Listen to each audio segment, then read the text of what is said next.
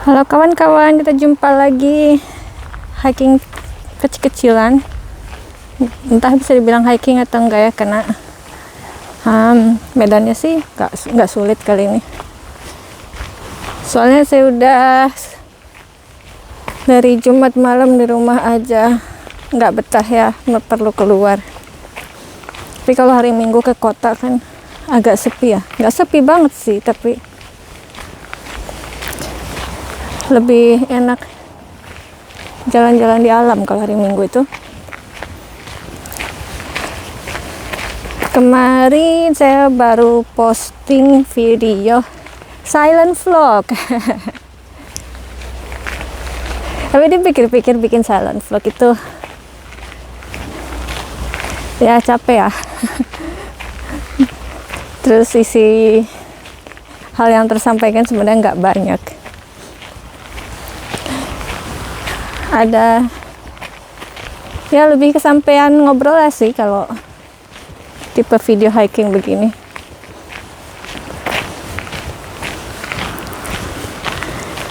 Dan kebetulan waktu bikin silent vlog itu saya jadi kepikiran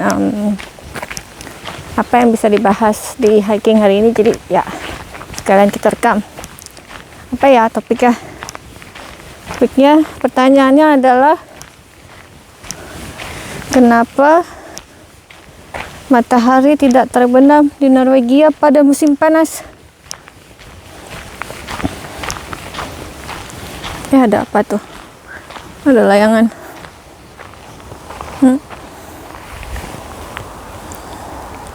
Kita kepo dulu ya. Kepo.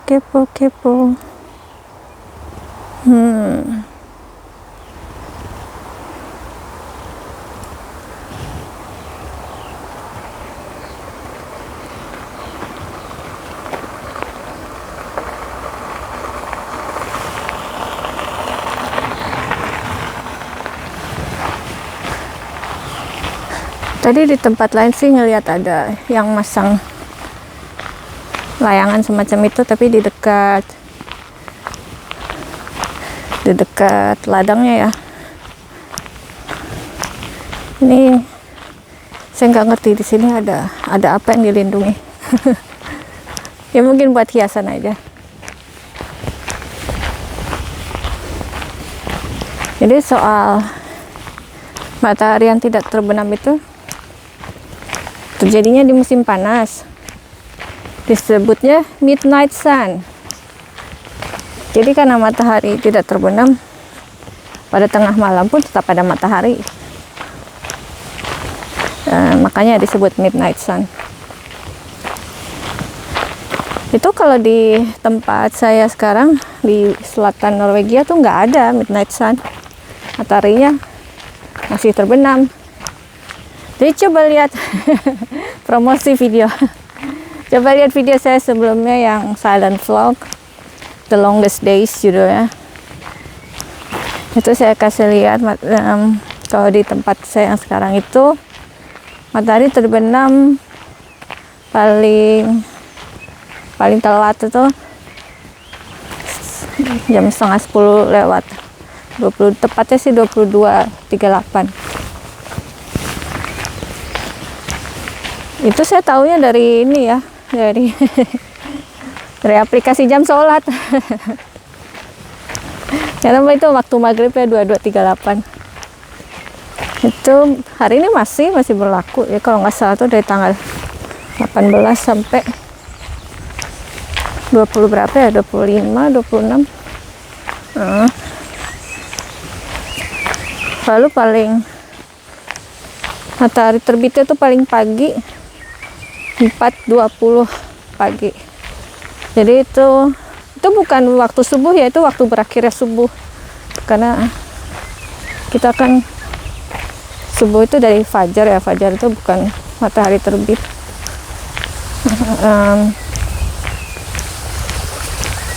Fajar itu matahari ngintip kan.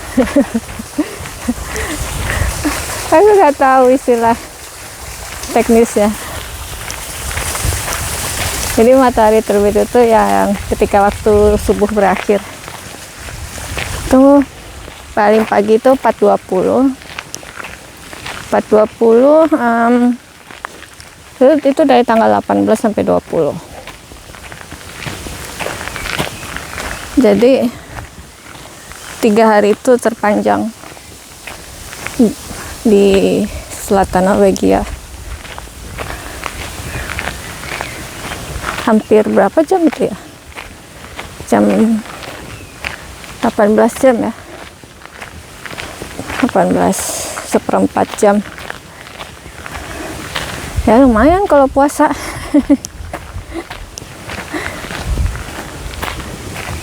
Dan suhunya lagi, ya buat orang Indonesia nggak panas ya, tapi buat orang sini panas. Nah ini kan di selatan, sementara kalau di utara itu mataharinya tidak terbenam pada musim panas. Nah kenapa? Hanya kenapa? Ada kan dulu diajarin di geografi semestinya ya, tapi mungkin karena kita nggak, Indonesia itu negara tropis, jadi nggak terlalu menekankan penjelasan kenapa di utara dan dari selatan matahari pada waktu tertentu tidak terbenam. Ya kita lanjut di bukan di episode berikutnya, tenang saja, saya cuma mau ngelanjutin kalau udah nemu pemandangan yang lebih bagus. Oke.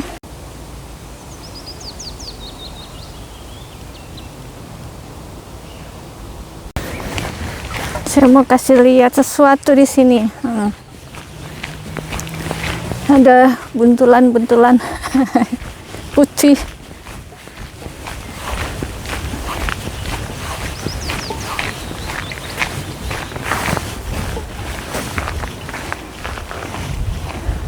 Ini isinya jerami. Jadi di sini ada banyak ladang ya. Disimpan, kan lagi panen, jadi disimpan dulu supaya sampai musim dingin, sampai musim semi berikutnya tuh masih punya stok jerami buat kasih makan kuda, kasih makan apalagi ya, sapi, domba.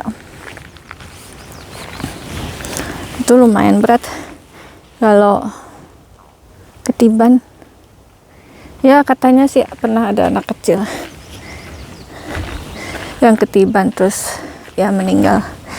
Jadi jangan main-main di buntelan ini. Oke, kita lanjut.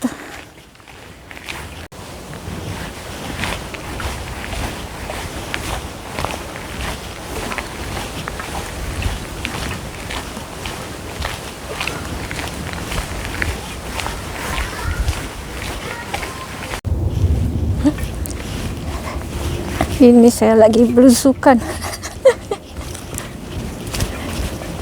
Ya ini sih sebenarnya cuman di sekitar rumah orang.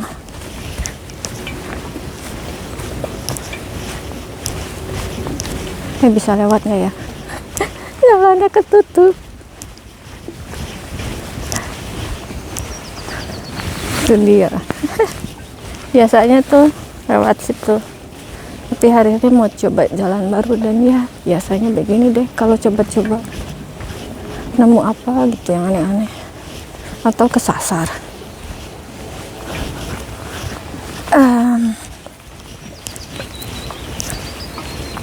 Tadi saya mau jelasin soal garis lintang. Ini relevan dengan kenapa matahari tidak terbenam di utara Norwegia. Norwegia Utara. Garis lintang. Jadi kalau di Khatulistiwa itu garis lintangnya 0 kalau benar-benar di garis Khatulistiwa. Apa? apa ya, Palangkaraya ya kata Indonesia, yang dilintasi garis lintang.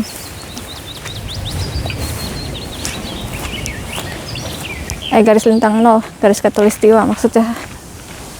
Nah, kalau ke atas, jadi dari 0 itu ke atas itu 1 derajat, garis lintang 1 derajat utara.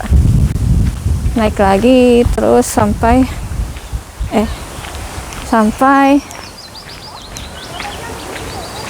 di Norwegia itu ukurannya udah ada orang jadi belok dulu. Di Norwegia itu kalau masih di selatan mungkin masih 50-an ya, saya nggak meriksa. Kalau di utara itu 60-an, bahkan ada yang sampai 70-an. 70 aja kali ya, bukan 70-an. Nah, ada yang namanya lingkaran kutub utara. Lingkar kutub utara, Arctic Circle.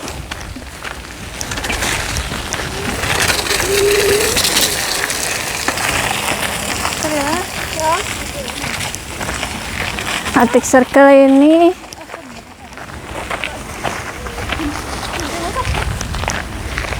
mencakup daerah yang lebih utara dari 66 derajat garis lintang utara.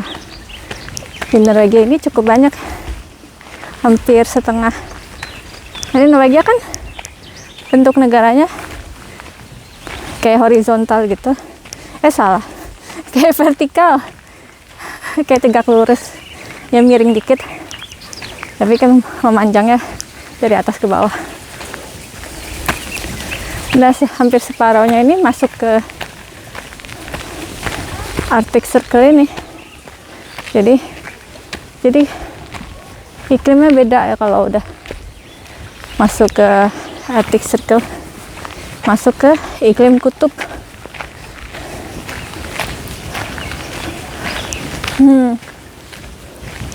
Ada kota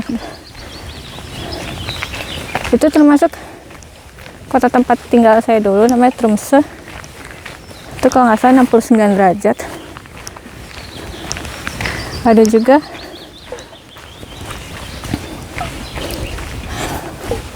kota Lofoten.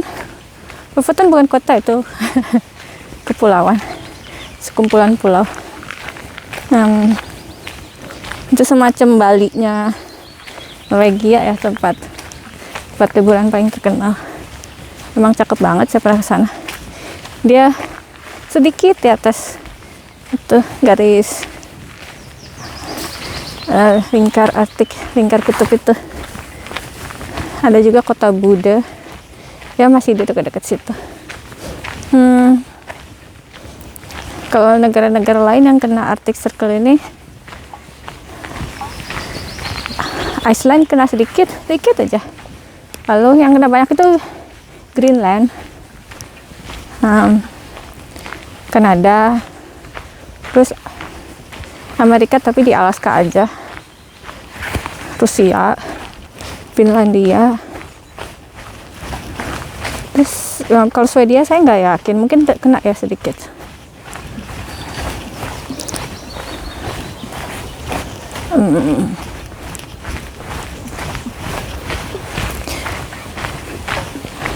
Nah, pada musim panas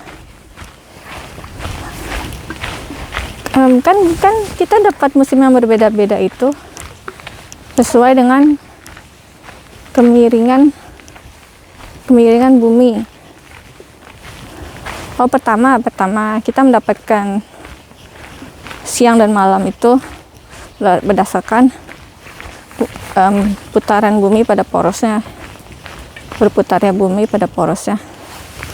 Itu pekarangan rumah orang nggak bisa masuk. Mantok, kita balik lagi. Nah, kalau perbedaan musim itu berdasarkan kemiringan bumi. Nah, pada musim panas, bagian Maksudnya ketika pada bulan ya sekitar sekarang ini, sekitar bulan Juni ini,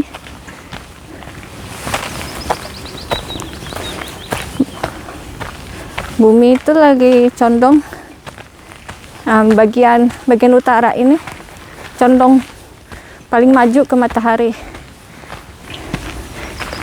Jadi karena dia paling maju, ketika bumi berputar, seluruh daerah di dalam lingkar kutub utara ini selalu terkena matahari. Kan bentuknya bola kan, jadi bagian lingkar kutubnya itu sedikit kecil kalau dibanding khatulistiwa. Makanya sinar matahari tetap kena. Makanya saya anak IPA tapi kuliahnya bahasa. Ya intinya pada sekitar bulan Juni, tepatnya ya kalau di Tromsø itu dari akhir Mei sampai akhir Juli, itu karena buminya condong, karena bumi belahan utara itu paling condong ke matahari. Ketika berputar tuh tetap terkena sinar matahari, tetap menghadap matahari. Jadi matahari tidak pernah terbenam. Karena matahari terbenam itu kan pada dasarnya cuma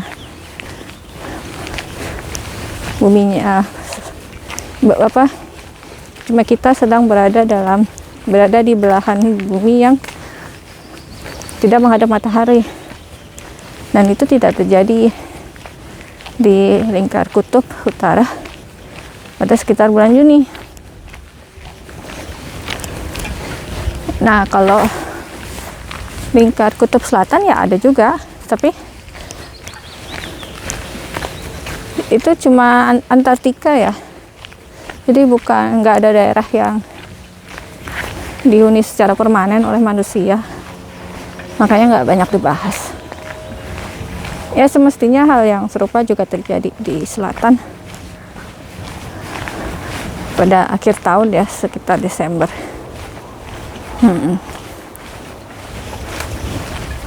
Jadi kalau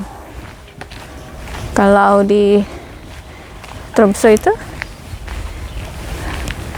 kalau mataharinya tidak terbenam ya cuma rendah aja, cuma kayak ngegantung. Ya matahari juga tiap hari kayak ngegantung, maksudnya kayak hampir maghrib tapi nggak jadi maghrib. Jadi ya dibilang redup juga enggak sih, masih ada sinar mataharinya. Cuman ya bukan sinar matahari yang di atas kepala gitu, karena kan kayak udah sore banget. Tapi malamnya nggak datang selama nanti kalau udah siang hari lagi ya mataharinya di atas lagi, terus nanti turun lagi tapi tidak terbenam. Tapi tetap aja karena itu di utara ya, utara banget. Nah, suhunya nggak pernah panas-panas banget. Ya bukannya nggak pernah sih, tapi kalaupun panas banget tuh cuma sebentar. Saya pernah di sana 2 tahun kan, bisa dibilang saya ngalami 2 musim panas ditambah 2 plus 1 bulan. Kalau musim panas dianggap pada 3 bulan, ya itu saya ngalamin 2 plus 1 bulan.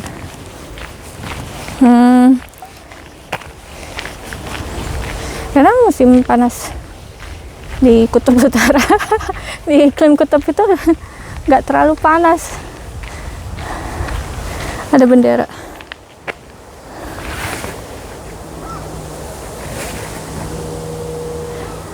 Tapi kalau lagi terik ya panas, maksudnya bisa pakai baju tipis. Tapi kalau hujan ya tetap aja ya, kalau nggak pakai layer bisa bersin-bersin.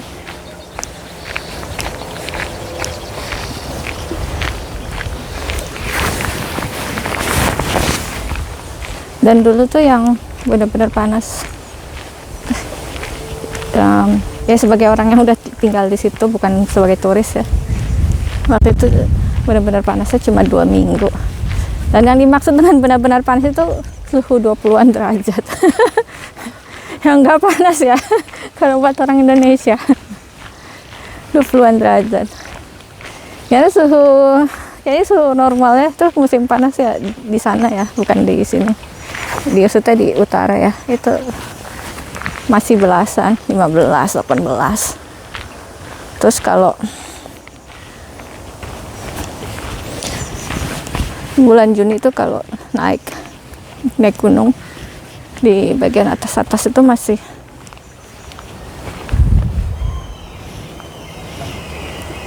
suka ada esnya.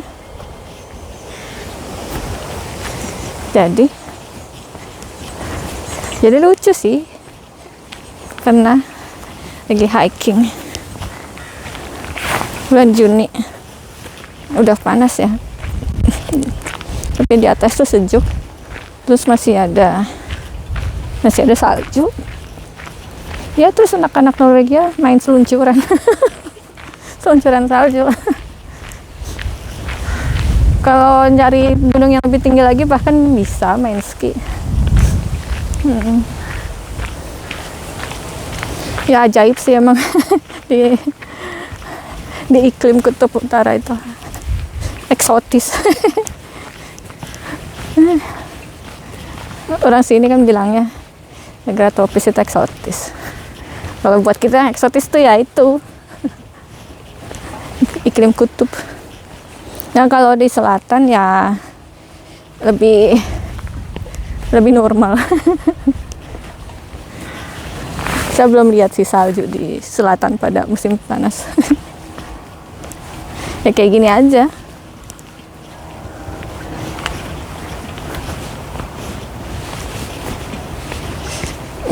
Terus di sini juga suhunya 20-an ya. Kalau musim panas tuh. Pernah sih sampai 30 mungkin pernah ya. Tapi ya itu jarang, sebentar.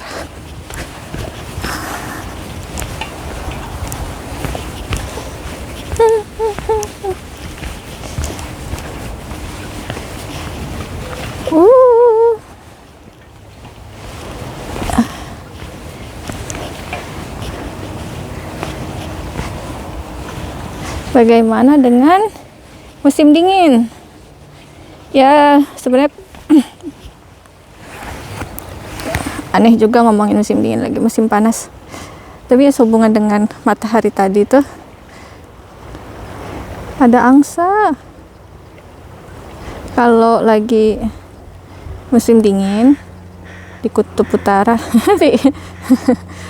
maksud saya kutub utara itu di lingkar kutub ya. Norwegia utara kan termasuk lingkar kutub utara. Mataharinya tidak terbit selama 2 bulan, jadi situasinya kebalikan dari musim panas. Itu dari akhir November sampai akhir Januari.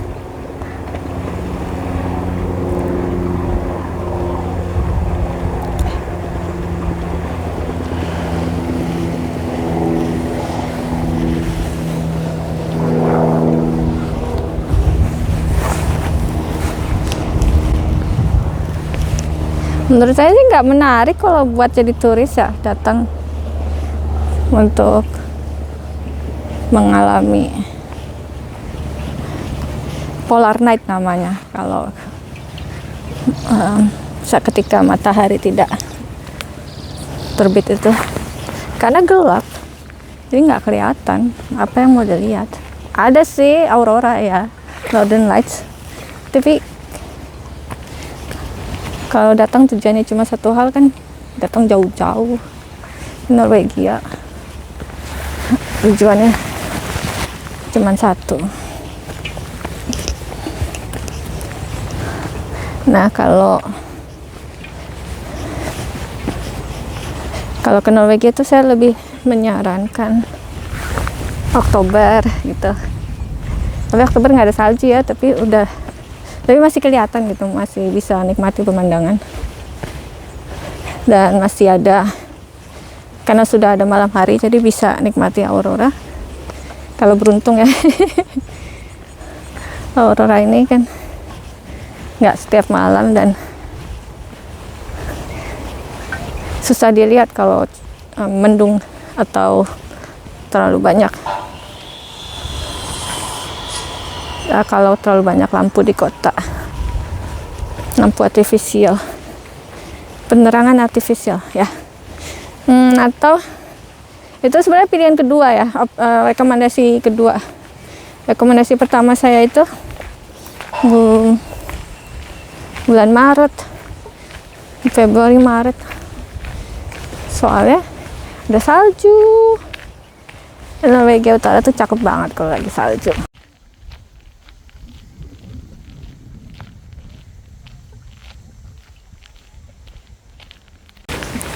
Maaf tadi kepotong, ada orang-orang. Biasanya kalau diceritakan tentang puncak musim dingin dan puncak musim panas itu, teman-teman ada yang nanya bagaimana sholatnya. Kalau di selatan ini ya sholatnya ngikuti waktu setempat aja, karena masih terbenam ya, masih ada malam dan siang, walaupun singkat atau terlalu panjang. Sangat panjang. Sementara yang di utara itu banyak yang mengikuti waktu Arab Saudi supaya tidak, ya karena kalau tidak terbit atau kalau matahari tidak terbit atau tidak terbenam ya rumit juga penghitungan waktu sholat ya. Jadi ya ada yang mengikuti waktu sholatnya Arab Saudi.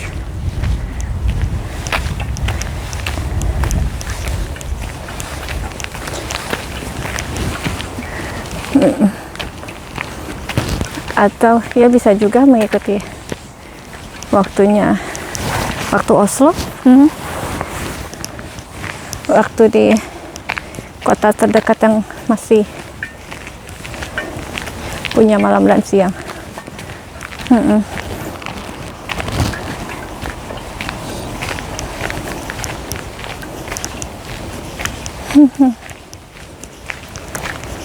Nah, sepertinya udah habis ya.